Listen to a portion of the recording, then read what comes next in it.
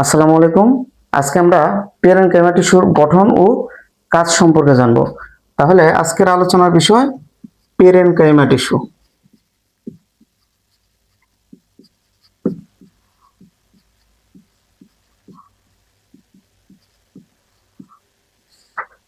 শুরুতেই আমরা চিত্র এঁকে নেই।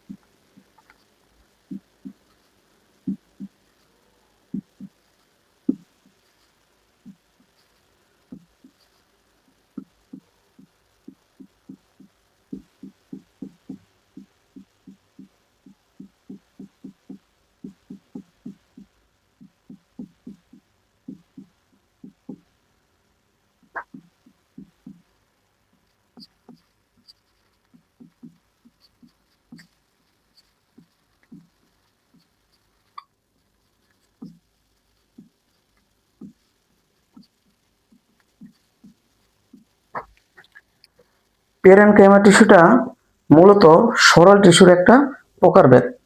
প্যারেনকাইমা টিস্যুটা মূলত উদ্ভিদের সব অংশে পাওয়া যায়, বিশেষ করে উদ্ভিদের মূল, কাণ্ড, পাতা, ফলের শ্বাস, বীজের ভিতর এসব অংশে প্যারেনকাইমা টিস্যু পাওয়া যায়। এখন দেখো, প্যারেনকাইমা টিস্যুর যে কোষগুলো থাকে এগুলা জীবিত প্রোটোপ্লাজম পূর্ণ, সমবেশীয় ও পাতলা কোষপ্রাচীর যুক্ত হয়। তাহলে দেখো, এই যে প্যারেনকাইমা টিস্যু এগুলা প্রত্যেকটা এক একটা করে কোষ। তাহলে একদম কোষের সর্ববাহিরে যা থাকবে সেটাকে কি বলবো আমরা? কোষ প্রাচীর বলবো। কোষ প্রাচীর। আর দেখো, ভিতরে যে তরল থাকবে এই অংশে কি থাকবে? তরল থাকবে। এটাকে কি বলবো আমরা? সাইটোপ্লাজম।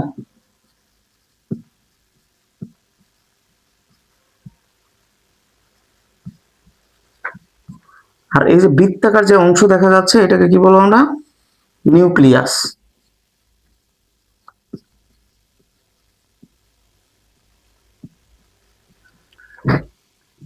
এই যে যে কোষ প্রাচীর, এই কোষ প্রাচীরটা সেলুলোজ নির্মিত। কারণ কি? এটা উদ্ভিদের একটা কোষ, ঠিক আছে?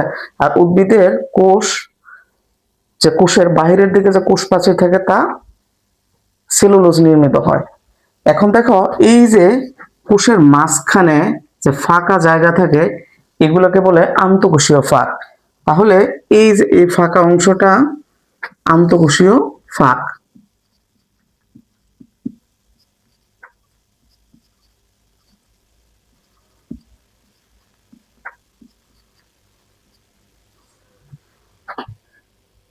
তাইলে এই যে কোষের মাঝখানে যে ফাঁক থাকে সেটাকে কি বলে? আন্তঃকোষীয় ফাঁক বলে। এখন দেখো, কিছু কিছু প্যারেনকাইমা টিস্যুতে ক্লোরোপ্লাস্ট থাকে, তাকে ক্লোরেনকাইমা বলে।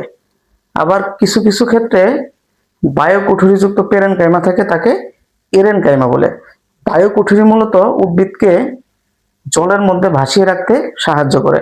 এখন দেখো, বায়োকুঠুরি বলতে উদ্ভিদের টিস্যুর মাঝখানে কিছু ফাঁকা জায়গা থাকে যেখানে বায়ু জমা করে রাখতে পারে।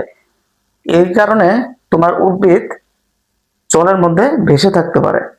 আমরা কিছু জলজ উদ্ভিদ বলতে পারি, শাপলা, পাতা শ্যাওলা। এগুলা কি করে? বায়ুকুঠুরির জন্য সহজেই পানিতে ভেসে থাকতে পারে। এখন আমরা জানবো প্যারেনকাইমা টিস্যুর কাজ। দেখো, প্যারেনকাইমা টিস্যুটা মূলত উদ্ভিদের দেহ গঠনে সাহায্য করে। তারপর যেহেতু এর মধ্যে ক্লোরোপ্লাস্ট থাকবে তাহলে কি করবে? খাদ্য উৎপাদন করবে। খাদ্য উৎপাদন করবে করবে এর সাথে সাথে কি করবে? খাদ্য সঞ্চয় করবে আর খাদ্য পরিবহন করবে। তাহলে প্যারেনকাইমা টিস্যুর কাজ কি?